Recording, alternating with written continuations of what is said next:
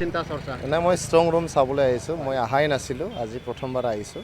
যোৱা ৰাতি কিবা অলপ মানে তেনেকুৱা ৰিপৰ্ট আৰু ৰিউমাৰ ওলাইছিলে, পিছত আমি গম পালোঁ এইটো মানে কিবা টেকনিচিয়ান কিবা কি কয় এইটো CCTV কেমেৰা ছেটআপ কৰিবলৈ আহিছিল, কিন্তু আমাৰ ষ্ট্ৰং ৰুম ডিউটি দিয়া মানুহবিলাকে তেখেতসকলক ধৰি পেলাই পুলিচক জনাই দিছিল আৰু পুলিচে প্ৰম্পটলি একশ্যন লৈছে। বহুত ভাল কাম কৰিছে। আমাৰ ইয়াতে ভালে চলি আছে। কোকৰাঝাৰত এইটো যোনটো ষ্ট্ৰং ৰুম ইয়াতে ৰাখিছে, 3টা সমষ্টিৰ আছে ইয়াতে। আমাৰ দতমা আছে, কোকৰাঝাৰ আছে আৰু বৰকুংৰি আছে।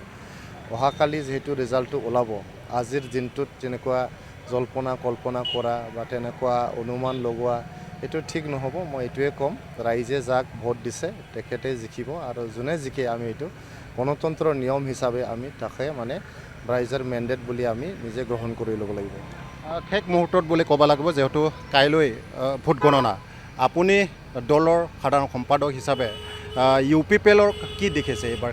কিমান আসন?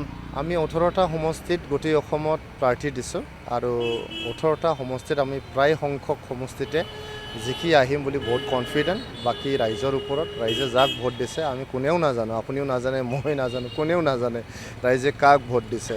কিয়নো এইটো কনফিডেন্সিয়েল ভোট হয়, কনফিডেন্সিয়েল ভোট। আৰু যিখিনি ৰাইজে ভোট দিছে এইটো এতিয়া বন্ধ বাকচত, EVMৰ বাকচত বন্ধ হৈ আছে ইয়াতে। অহাকালি EVMটো খোলা হ'ব আৰু গন্তি কৰা হ'ব। তাৰপিছতে আমি গম পাম ৰাইজে কাক ভোট দিছে, আৰু যাকে ভোট দি পেলাই ৰাইজে জিকায় এইটো আমি সকলোৱে একচেপ্ট কৰি ল'ব লাগিব।